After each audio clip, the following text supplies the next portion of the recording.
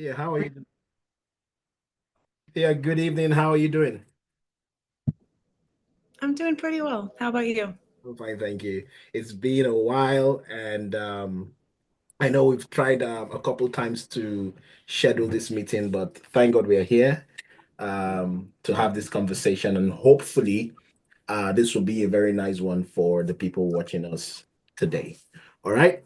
So to everyone, welcome again. Welcome everyone to another exciting episode of our Break into Tech series. Today, we have an inspiring and insightful conversation lined up for you. Just stay tuned. One that could change the way you think about your career transition into tech. All right. I know breaking into tech could feel or can feel overwhelming sometimes, especially if you don't have a traditional tech background. All right, most people complain about this. But today we have Thea with us, someone who has walked this very path and successfully transitioned into a BA role, a business analyst role. So she's here to share her journey. She's here to share the struggles. She's here to share the breakthroughs. She's here to share the lessons and also help you make that leap. Okay, so um give me a minute. Just gonna add the pin here. Okay, so let's get started. Over the next 1 hour or 45 minutes thereabout, we will be asking, questions, gaining practical advice, and taking motivation back with us, the motivation that we need to take action. So, Thea, let's start with this. We will be talking with you for the next 1 hour thereabout, and someone is tuned in here and they want to listen, they're tuned in to listen to you. Why should they stay? And what do you think they will be gaining from your story? I think if they do stick around, they'll gain perspective of what the reality of a situation may be compared to your head. Because, when you're brand new to a market or if you're just stressed, not thinking clearly, things are way worse in your mind than they are in reality. So, just a spark of motivation. Oh, talking about motivation, let me piggyback from, you know, on where you just left off on motivation. Talking about motivation, what was your motivation to move into tech?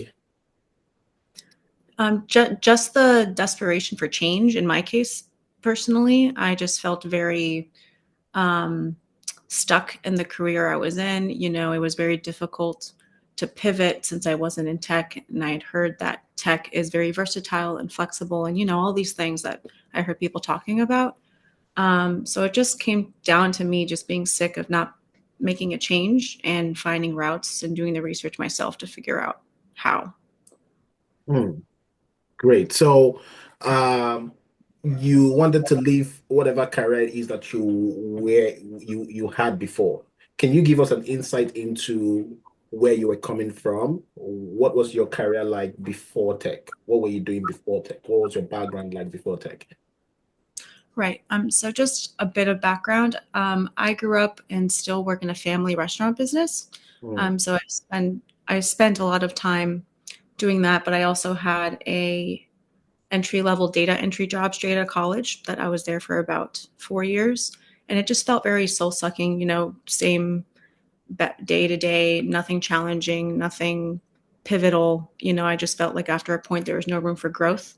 And in that industry that I was in, I didn't feel like even if I were at another company, I would benefit from it.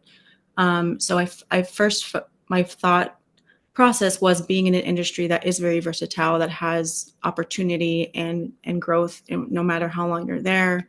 Networking is huge.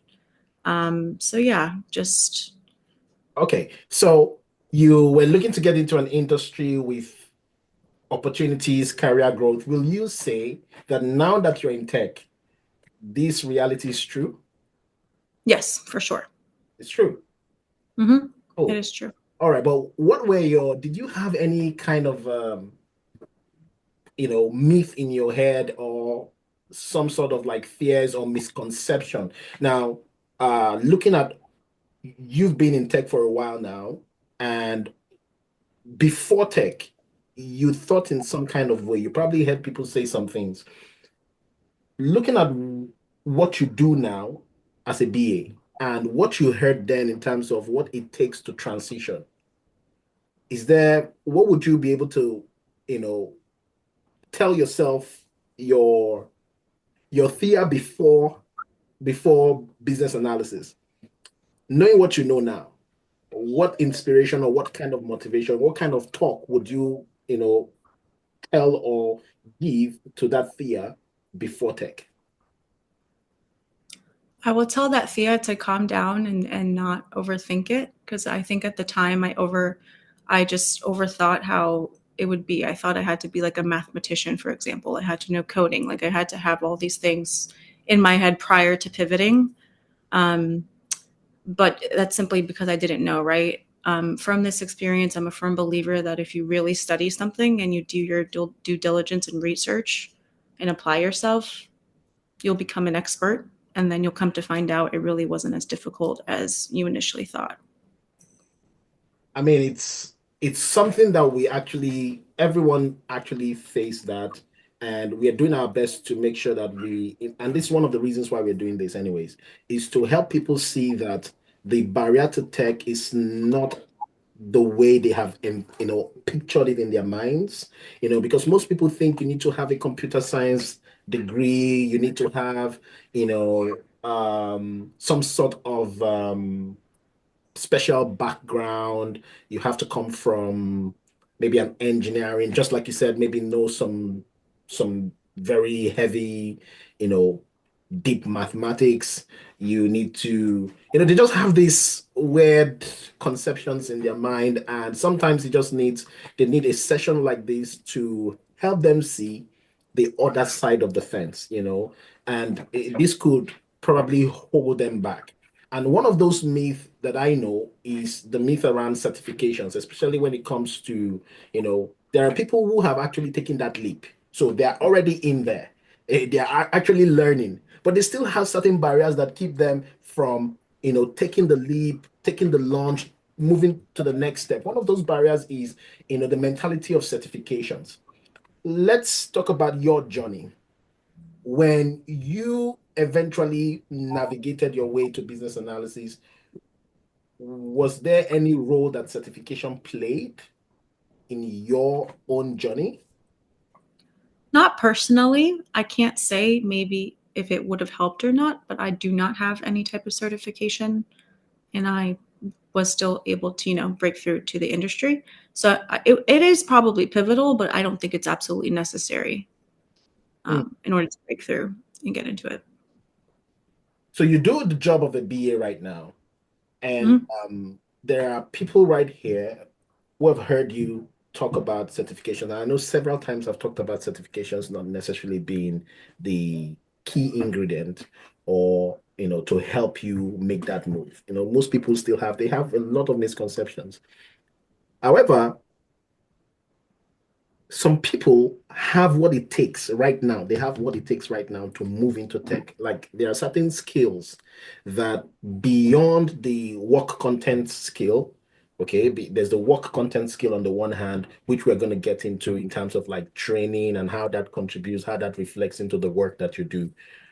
But just naturally, there are certain things that we can actually take from whatever job we were doing, whether it was data entry, customer service, you were working in the kitchen, dealing with people, maybe taking, orders and all of that. We'll definitely come into that.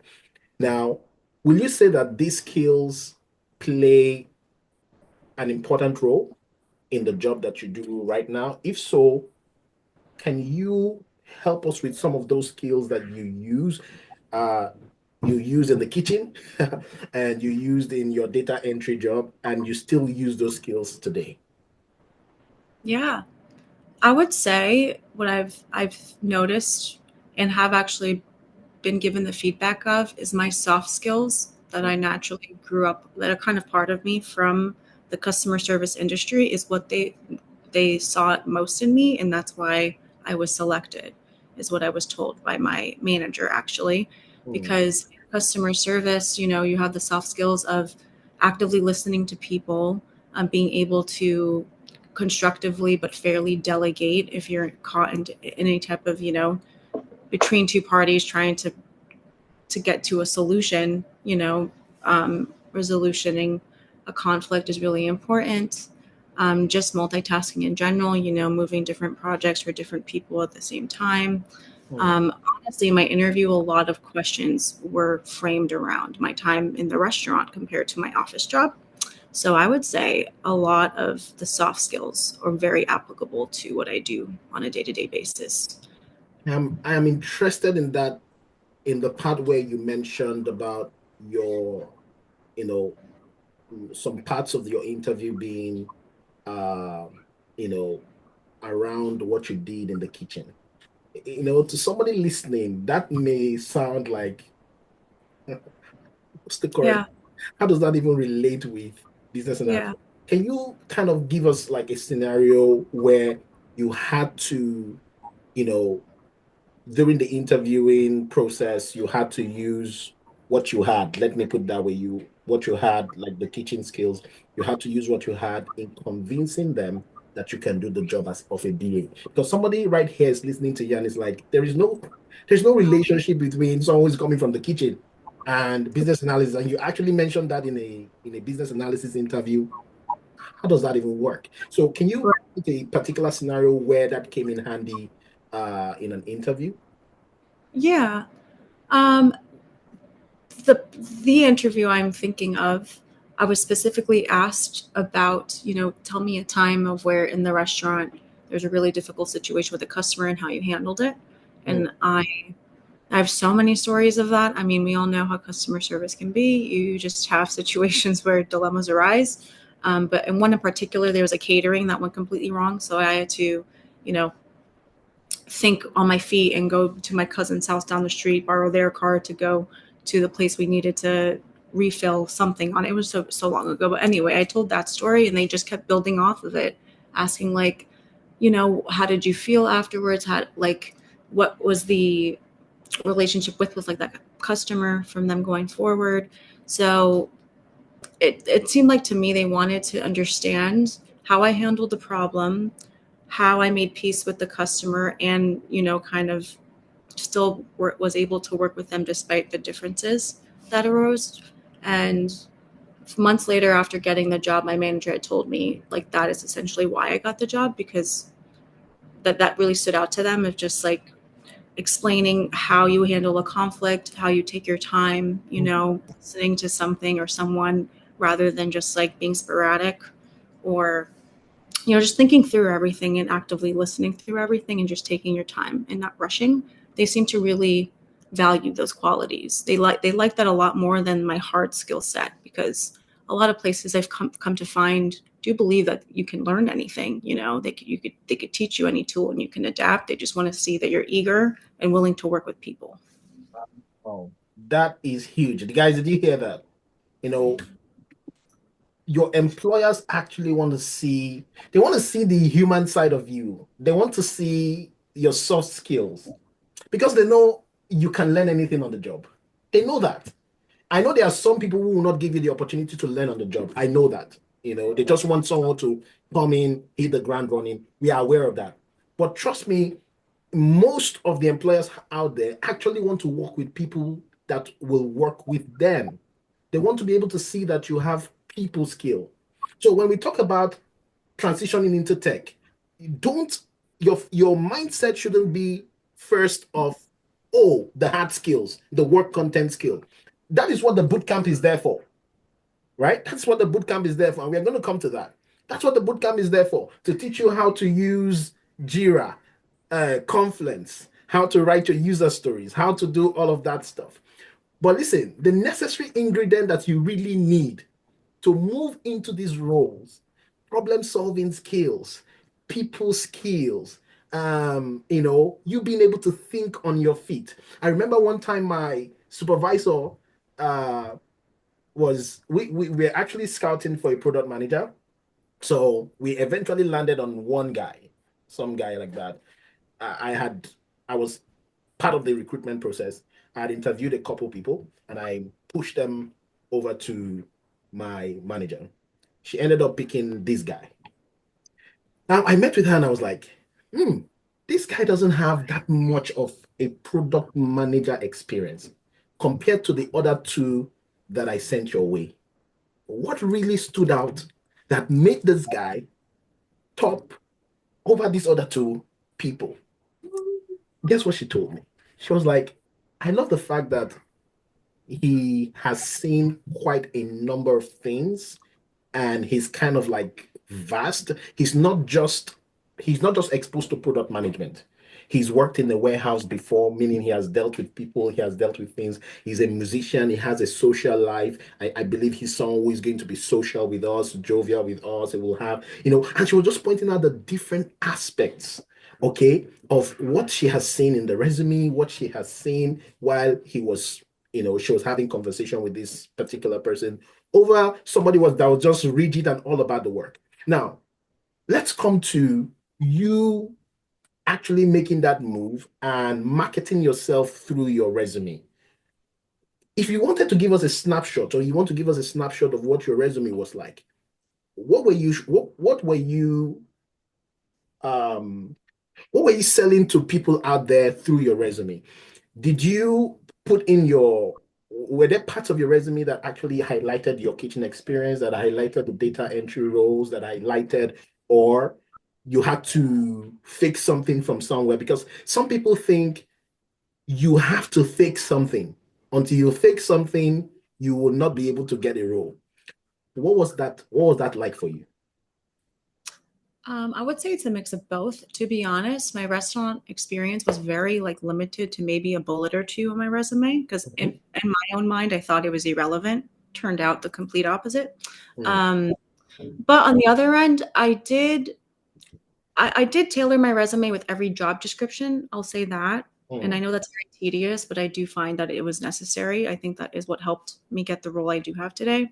But I did take my experience in both worlds and try to relate it in business analyst terms. Because if you really think about it, you can get lost in the terminology and the lingo and the verbiage in the tech world, or as more specifically, the responsibilities within a typical BA role. Mhm. But I, the more I just worked on it, the more I found I can, turn what I actually did and turn the verbiage into something that would apply to a BA role. It was just a matter of trial and error. So, Cool. I'm trying to get something here, Thea. On our self-paced course, there's actually I'm trying to search for it. It just came to my mind. I wish I had this. It came to me before now. mm, On our self-paced course, there's this elicitation for the July 2023. And I'm just gonna play this. All right. You might remember this. So just um everyone that goes through the skill garage gets to see this. But probably they didn't know the voice behind this. So I'm just going to play this quickly, and I think it's going to uh, trigger a few things for you. At least let's let people know that you were a real person who went through our academy and you did some things here. So I'm just going to play this quickly, briefly. It's on our self-paced course, and it's part of the extras. I loved the elicitation session that we had. I loved the elicitation session. is And this me?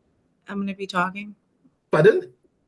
Is this Yeah. will I be doing my voice? Oh, great. Okay. Yes. So let's listen. And then it just occurred to me that, wait, I have this particular stuff where I hope it plays. System project. Okay. I will say majority of the class did collaborate on this, so it's an expectation for everyone to just within the July cohort to contribute as we go along. Okay. I think it'll just give us all a good range of considerations that can guide us through what you're looking for. Oh, So, yeah, so first I'm going to start with what our findings and assumptions were that you want to accomplish based off the project brief and weave in some questions throughout the process. okay. Before we proceed, do you have like an elicitation guide? Like, do you have something to share, something we can Oh, view? yes. Okay, good. So go ahead and share the screen. Hopefully I can share it. let's take 30 more seconds and then we will come back.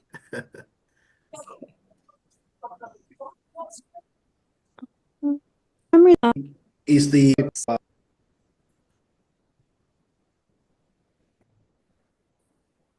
payment from students taking a course on the TSG website.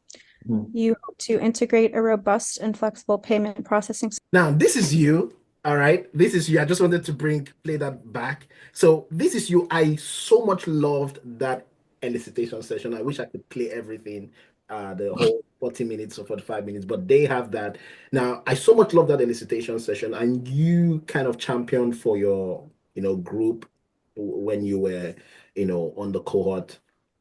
And, so interesting that we are having this talk now. It's a different, different environment now. Then it was you as the student trying to elicit and, just gain those necessary skill set on a live project. Now, you went through the boot camp. You went through 10 weeks of training. You worked on a project. Of course, we can see the evidence here. It's live. You did an elicitation session. You worked through like the payment gateway and stuff like that. Would you say all this was, how does all this fit into what you do right now? Was there, did this in any way kind of translate to what you do currently in your role? I know we've had a conversation, I think that was like 2, 3 weeks ago, and I kind of have an understanding of what you do, but it would be nice for them to also get to hear your type of business analysis, the kind of things you do, what you and how you go about your work, and how the training kind of plays some kind of relevance in what you do. So over to you. Yeah. So a good chunk of my job, I'd say about 40%, is eliciting and gathering requirements. So within that, I asked to record every session. I actively listen throughout what's being discussed. I asked necessary questions. If it's maybe just the first meeting, based off that meeting, I put together a elicitation document or like questions like you just saw an example of to ask and get deeper in like the next meeting we may have. So the skills I picked up from the boot camp from that really helped because I do that quite a lot. I mean, it's you get pulled on a personal note. I do get pulled on random projects here and there. Like I don't have a say on that, as I'm sure Michael here has told you. But that has prepared me just to, be on my toes and just be ready for anything. Actively listening, just being patient with yourself and taking the time to dissect everything and ask the necessary questions, not being afraid to ask questions, not being afraid of feeling like you're sounding stupid or uneducated or, the point is of everything is to just know as much as possible. No one thinks that you know everything and anything being discussed. So just being proactive about it is really important. And Yeah, I still want to talk a little bit more about the work that you do, right? Because, right. what most people do, because what most people do, especially I'd like to help those who are currently, I see a lot of students that are currently in the program on this call, and I really want to help them because some of them have this fear of what is my first day like? Am I sure that what I'm learning actually translates to what I'm going to do, right? They have this fear of, is this enough? That kind of mentality of, is this enough? The fear of the unknown. What exactly will I be tasked with? Okay. Now, Yeah. we've had the conversation before, I think past 2 weeks, 3 weeks, and we're talking about the things that you do. Now, the bootcamp is very extensive. We dealt with a lot of things, but not everything that you learned in the bootcamp is actually what you do on your job right now. So like, for example, when we were talking, you don't write user stories, right? Do No. you? You don't write user stories. So you can see there's a business analyst who doesn't write user stories, but she does some other things. Mhm. If you were to explain what your day-to-day is like, what your work entails, just to like an eye opener for someone who is a beginner trying to have an idea of what you do as a BA. Help us understand that. Help us understand what work is like for you as a BA. Yeah. So I would say 60% of my job as a BA at this specific role is very research heavy. So I do a lot of research based off the customer feedback. So we have different projects, like year plus long initiatives for every platform that we have and our customers use. We interview the customers, get their feedback, what their user experience is like, consolidate that data, use a certain tool to analyze it. There's phases to each project, but I spend a lot of my time doing that analysis work around that. So I've had to learn tools on this job that I didn't learn in this boot camp because they're so specific to customer research, which isn't typical for, every single BA job. Like Michael has said, every BA job is kind of different, varies based off the industry and the role and what's needed. But yeah, I would say 60% research. The other 40% is that gathering requirements. And occasionally, we do use Confluence heavily, for example, with documentation. It's just that with some BA roles, they have developers that work offshore, in my case specifically, and they just have a particular way of handling user stories as they would in Jira. So they're just way more specific in this company that I'm at. In other places, it may not be that way, but it just depends. This is interesting. I have a particular project that is being worked on by a group of students right now. In fact, the bulk part of their work so far has been research. Stephanie is on the call. She'll bear witness. She can actually, bear witness to that. We have a project called Safe Space, and they are actually working on that project because some of these students, they do these things and they are second guessing themselves and like, am I doing anything relevant? So you can hear that there is actually a business analyst who doesn't write user stories. Her work is 60% research. The kind of work that Stephanie and the likes, uh, the work that you do with the safe space up until this point, and interviewing. So basically, if I was to take what Stephanie and her group has done so far, they have been able to do a whole lot of research, consolidate that research, get data, be able to interpret that data into certain things that we would need for this application. And then they were able to speak with, one of the stakeholders who actually, has a say in this application. And looks like what you're doing. So for those of you that are watching, you are going through our training right now and you're going through the projects. Please make sure you take the project seriously. You can see that Thea, who is here, I played a clip from her project. She was, a lead in that project. You could see her asking the questions, the same thing she was doing then, are the same things she's doing now on the job. I usually say this story. I give the story of Abigail a lot. One of these days I'll have Abigail on the call. I give the story of Abigail a lot. Abigail was someone who on the project was always making presentations. She was always the one doing the presentations. It's like they abandoned the presentation to her and they called her the presentation lady. She was handling the presentations for every project session. Funny enough, when our interview came, all they needed her to do was to do a presentation. I was so happy because I knew she already got the job. And that was how it was. She had the interview on a Monday. We had like a review on a Sunday. She had the interview on a Monday. And just as she was concluding the interview, they told her right there and then, you have the job.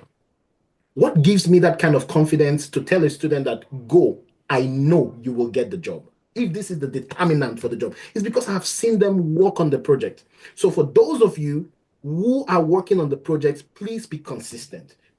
Don't feel like you're wasting your time. We say do research. Please do the research. We say, come do elicitation. Where's your elicitation guide? All these things will help.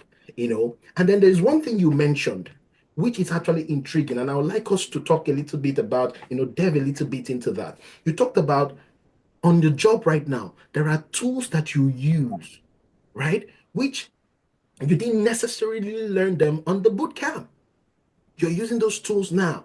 Now, it's important that probably someone out, listening to us right now need to know a couple things. Number one, I've heard people come with me with the notion that when they are getting into a project as a BA, they need to know something about the project before they get into the project?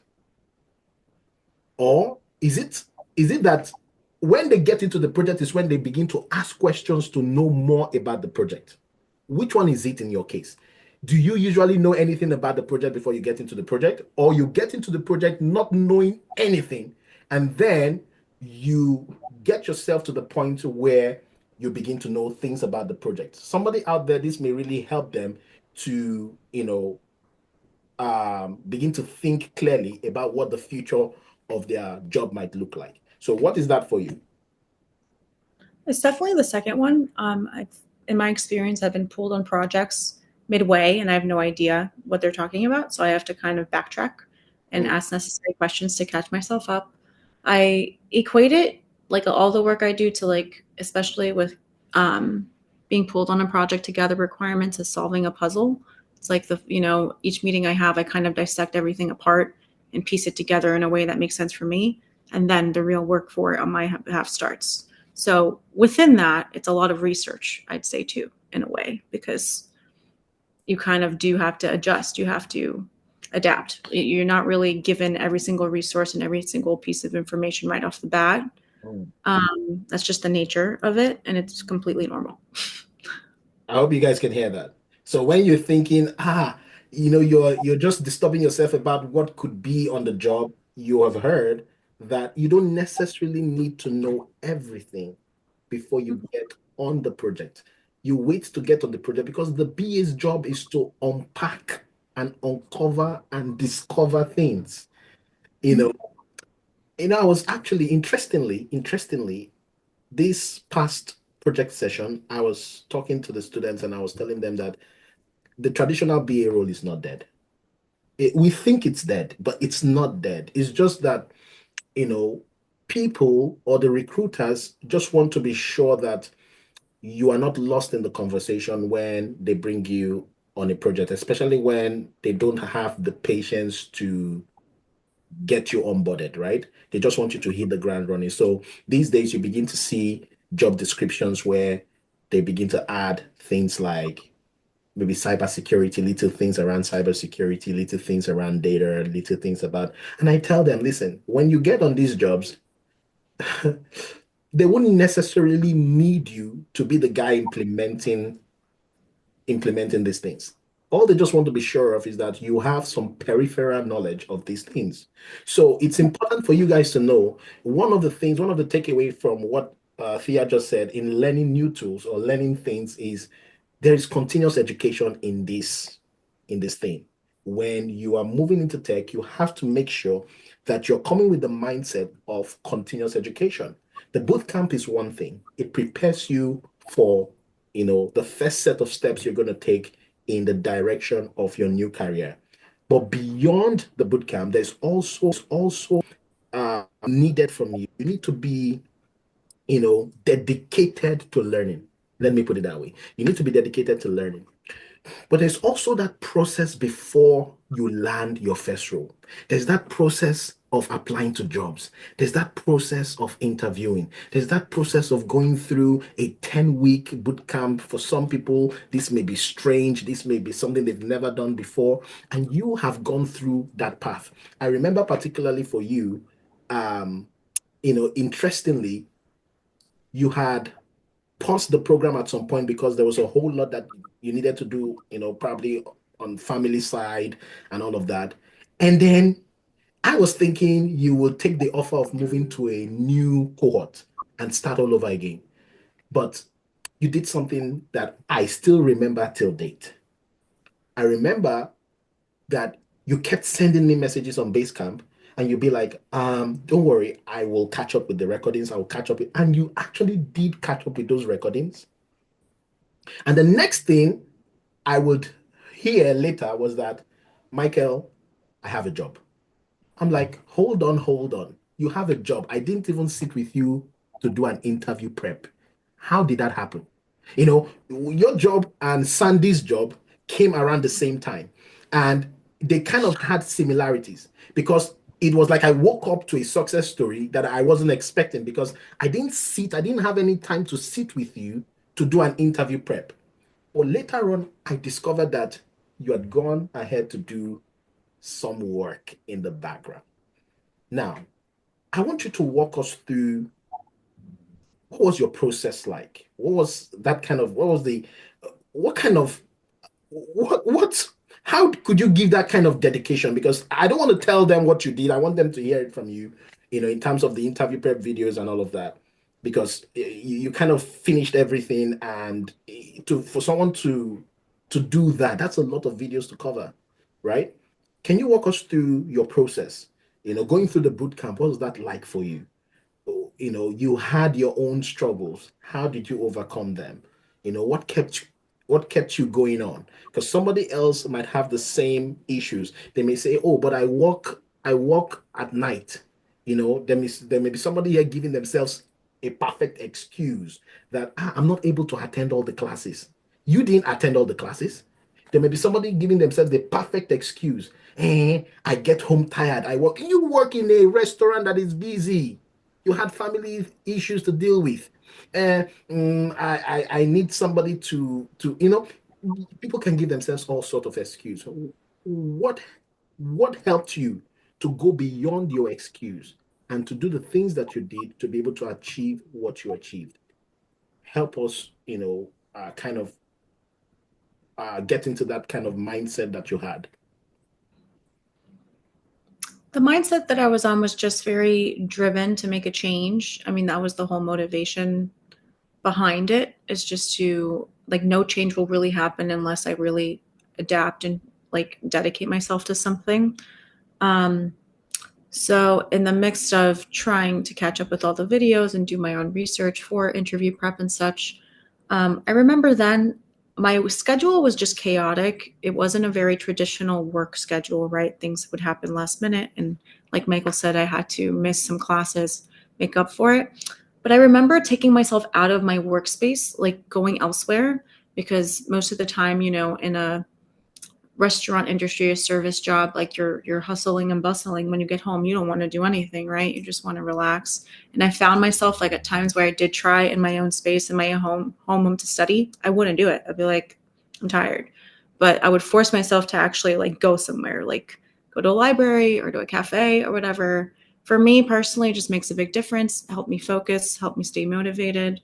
Um, and I'm not the type of person that could fake very well at all. And I know that about myself. So I knew if I just tried to, like, excuse my language, but half-ass everything, like, I just wouldn't succeed. So I need the trial and error. I need to practice a lot. I need to, see a video, read something, and write it down in order for it to register. I just know that's how I best adapt and study things. And that's exactly what I did. You So went, you went through the interview prep videos. That was yes. using the So using the ones on, like, the past interview prep videos, I believe, that were posted at the time on Basecamp. But I also just went on YouTube, like, looked up, random BA videos. I also outsourced to, like, people I knew in the industry to see what their experiences were like. I mean, I was very excessive about the different types of people I looked up, the different types of people I talked to, just to get perspective and a piece of everything, just to prepare myself. Absolutely. So you guys can hear, you don't have to wait for someone to come to your rescue. You can be your own rescuer. I'm going to stop here at this time, and I'm going to open the floor for those who have questions. I know some of you are itching to ask questions. So I'm going to open the floor right now for anyone who has questions to ask their questions. You can either, you know, unmute yourself. I think you're able to unmute yourself and ask the question. If you're not able to unmute yourself, just, raise your hand and I'll unmute you. Or you can put your question in the chat and we're going to pick it up and ask Thea. So please go ahead if you have any question. Anyone has a question for Thea? Anybody? Anybody has a question for Thea? Anybody has a question for Thea? Okay, Mika, please go ahead. Hi, Thea. Hi, Hello. Hi, everybody. Yeah. Yeah, thank you for putting this together. Sorry, I can't turn on my video just this moment. I'm a bit under the weather, so I'm kind of yeah. The question I want to ask is, I currently work in a tech company, but I lead a team, right, in the commercial department. And so what we basically do is that we're a construction tech company. And while I'm interested in BA, of course, I know that I need to do a lot of research. I'm just wondering, you know, aside BA, what are the other maybe entrepreneurial um sites or career paths in tech that is not um okay, so I'll phrase it as non-code tech, right? So what are the other career paths you probably have tried, you probably had dabbled into, and then had your hands on BA, right? So what else have you done aside BA in tech? And then yeah, I know that you have a very lovely background in restauranting because I do actually sit as one. I managed the restaurant for 9 months, right? So just curious basically to what else you had done while trying to figure this out. And then maybe to see how I can also apply that from your learnings to my own career journey. Okay. Just a quick question for you. Is it more about what my previous experience is, or more so the like if I dabble in other roles at my current tech job that aren't BA affiliated? Yeah, essentially, yeah. Like aside BA, are Yeah. there other maybe tasks you take up that you probably have found interesting Mhm. in your current job on your current job? I will say I've piqued interest into design thinking and like UX design because a lot of the customer research component that we do is like feedback on, certain design features on a platform. So I've dabbled into learning Figma, which is like what UX designers use to mock up wireframes and such. And I've learned a lot of things like that. So I've taken courses on Udemy to learn and like be able to, work with the designers and just learn more skills. So if I wanted to pivot in that direction eventually, I kind of could because on the job I am learning things that aren't exactly on my day to day. I do work with a lot of product managers that, work completely differently than I do, but when they're gone, I do have to fill in certain ways dependent on what's needed in a meeting. So I've had to adapt and learn some certain skill sets that they have in terms of presenting something or understanding how a product manager works. So on Udemy, I've taken courses to catch up with that logic as well. I hope that answers your question. Of course it does. Thank you so much. Yes, it really does answer the question. Thanks. All right. I will just chip in a little thing there because you had mentioned that you lead a team, right? Did I hear that right? That you lead a team. Yes, you got it right. Okay, so you lead a team. So, Mhm. I see that there's also potential or potentialities for project management in there, especially looking at the fact that you come from a construction, if I heard you right, construction focused uh work workplace, right? Yeah, currently, yes, that's where I currently work. Although my background is actually not construction, it's a bit different from there. But yeah, I currently work in Comtech. Yeah. So one of the things I would say is, we have like a dedicated like skill mapping that we can help you with. So I'm just going to post that in the chat right now. You can go ahead and, book a session for a skill mapping session with us. It's actually free, right? I've posted that in the chat and we can have a conversation and see how we can help you with your journey. So it's not just business analysis that you are able to do, but we are able to have that conversation maybe for like 30 minutes and see where you would really, really fit in, right? So it's not just business analysis. It's just that with business analysis, uh, we are looking at three things here. We're looking at what's the ease of transition. Business analysis is one of those areas where it kind of ticks the three boxes, I would say, for starters. Number one, ease of transition, meaning you can carry your baggage with you. Whatever it is that you did in the past, you can take it with you, because business analysis is about change. And there's no industry where change does not occur. You see? So you can actually take that with you. So ease of transition, check. Ease of learning, that's another thing you want to look at. Are you the kind of person you don't want to struggle with so much terminologies and stuff like that? You need something that is easy to learn. In 7 weeks, 6 weeks, you're ready. In 10 weeks, you're ready. It ticks that box. So the ease of learning is actually very easy. You don't have to code nothing.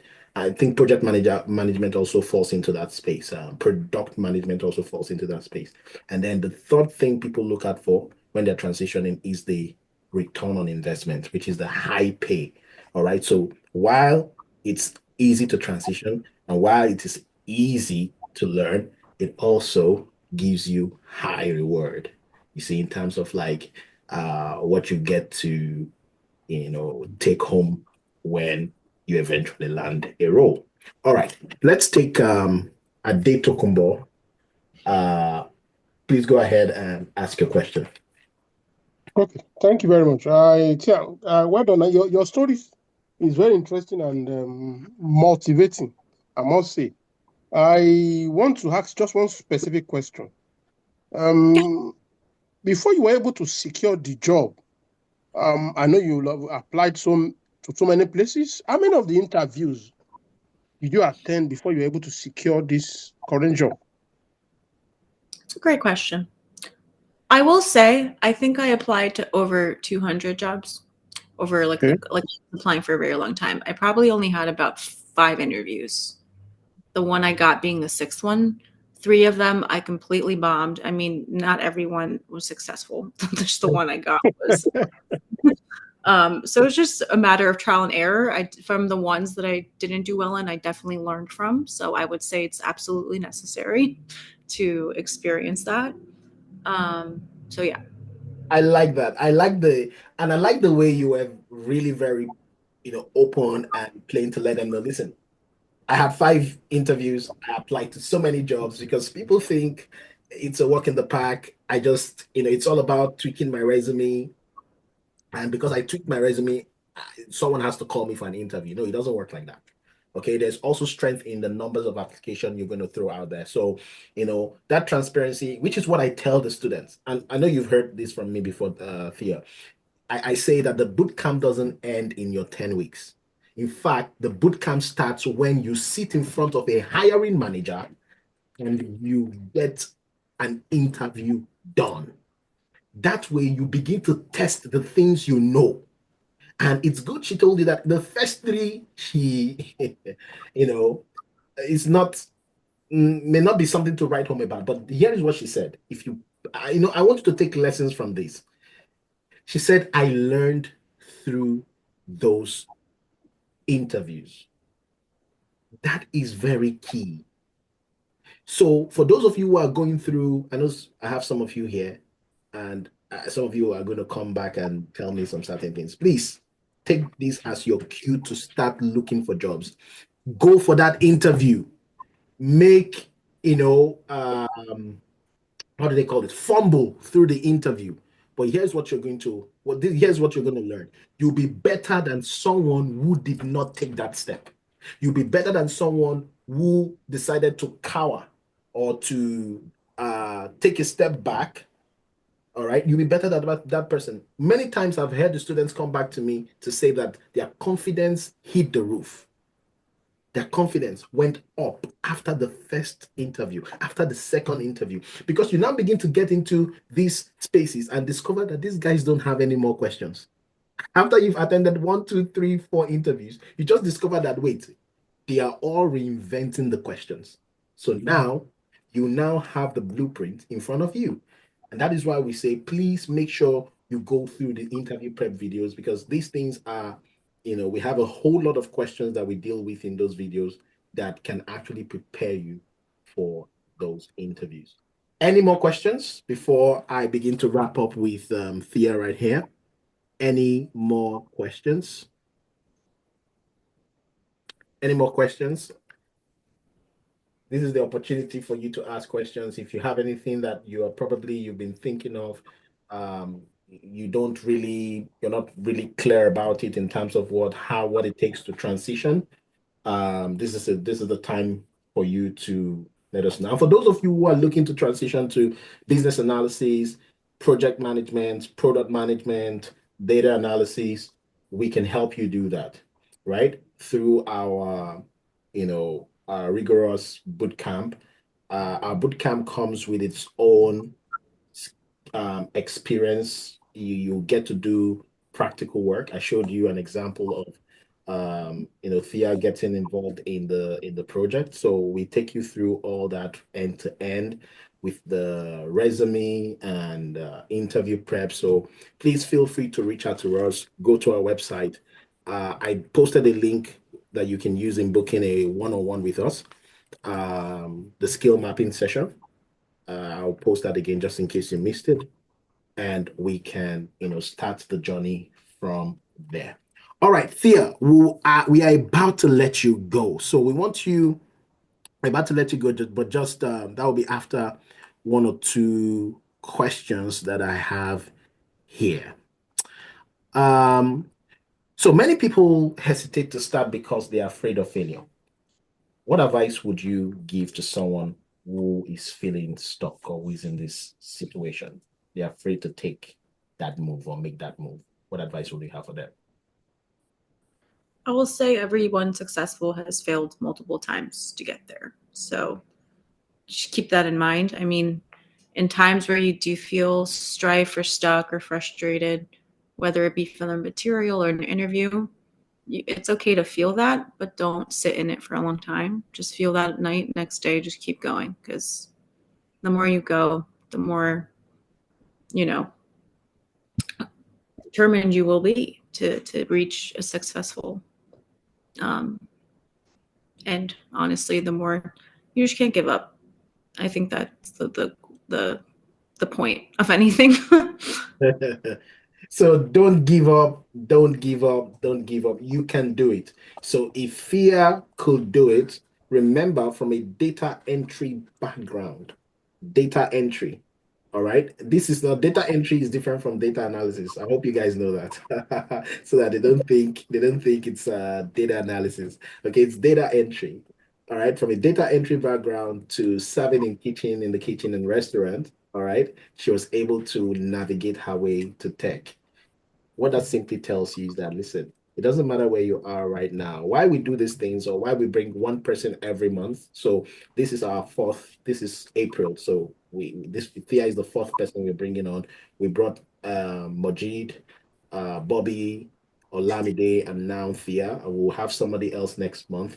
The reason why we're doing this is to show you that people like you actually took that bold step to, you know, transition from where they are from where they were to where they are right now. And you can do the same thing too. Do not limit yourself. Do not put yourself in a box. Do not, second guess yourself. You have what it takes, and we can also help you. So bring your soft skills. We will bring the hard skills. We'll merge that together, and with the necessary support and community, I believe you can also make it. What are your last words before we jump off the call? To anyone listening to you now, what are your last words? We're about to go. Yeah. I would say don't give up. You can do it.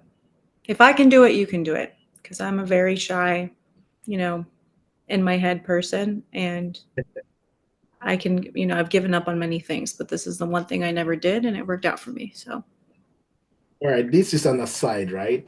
This is an aside. Just an aside. What do you do in your free time? I see you have an Xbox. Is it behind you or in front of you? I see you have an Xbox. Do you play? hilarious. What games do you play? It's my boyfriend's. I personally don't play it. So I'm so I sorry. thought you play. I thought you play games. I play the FC 25 a lot. So Oh, no. when it's my free time and I just want to chill off, I go I go I go play games. I could be on games for I play with some of the students though. there's a particular student, I won't mention his name. He flogs me all the time. Whenever we are done with class, he will just say, "Coach, let's meet." And then we go and then we play FC25, and I just feel relaxed. So what's that one thing you do to just relax outside of work? And my usual go-to is either reading a book or a movie. I love watching movies. So that's any movie for the weekend? Any suggestions? So what are you watching currently? Well, I'm watching a show currently. It's called A Million Little Things. It's a very life-centric.